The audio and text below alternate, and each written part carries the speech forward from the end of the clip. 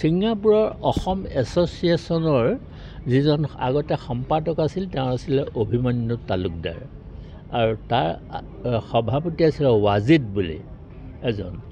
কিন্তু এতিয়া তেওঁলোকৰ লগত আমি বহুত ধৰণৰ যোগাযোগ কৰিছোঁ, কিন্তু তেওঁলোকৰ ফোনবিলাক অফ হৈছে বা ফোনটো ৰিচিভ কৰা নাই।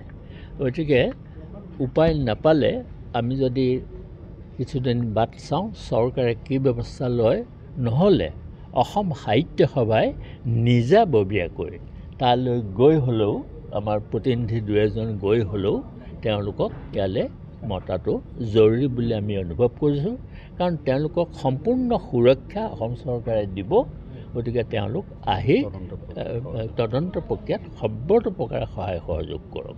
জুবিন গাৰ্গৰ দৰে এজন মহান শিল্পীৰ যি বিচাৰ প্ৰক্ৰিয়া চলি আছে তাত আস্থা ৰাখিও আমি চৰকাৰক এটা কথা ক'ব খুজিছোঁ যে বিচাৰৰ ক্ষেত্ৰত যাতে কোনেও ৰাজনীতিৰ মাজলৈ জুবিন গাৰ্গক লৈ নাহে আৰু বিচাৰত যিখিনি অভিযোগনামা দিয়া হ'ব কোৰ্টত, সেই অভিযোগনামা যাতে প্ৰতিটো শব্দ প্ৰতিটো বাক্য পানী নসৰকা হয়, তাৰ কাৰণে আমি চৰকাৰক অনুৰোধ জনাই আমি এটা প্ৰস্তাৱ আজি গ্ৰহণ কৰিছোঁ।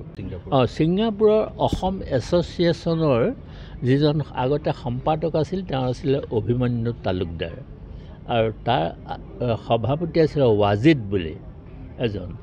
কিন্তু এতিয়া তেওঁলোকৰ লগত আমি বহুত ধৰণৰ যোগাযোগ কৰিছোঁ, কিন্তু তেওঁলোকৰ ফোনবিলাক অফ হৈছে বা ফোনটো ৰিচিভ কৰা নাই। গতিকে উপায় নাপালে আমি যদি কিছুদিন বাট চাওঁ চৰকাৰে কি ব্যৱস্থা লয়, নহ'লে অসম সাহিত্য সভাই নিজাববীয়াকৈ তালৈ গৈ হ'লেও আমাৰ প্ৰতিনিধি দুই এজন গৈ হ'লেও তেওঁলোকক ইয়ালৈ মতাটো জৰুৰী বুলি আমি অনুভৱ কৰিছোঁ। কাৰণ তেওঁলোকক সম্পূৰ্ণ সুৰক্ষা অসম চৰকাৰে দিব। গতিকে তেওঁলোক আহি তদন্ত প্ৰক্ৰিয়াত সৰ্বতোপ্ৰকাৰে সহায় সহযোগ কৰক।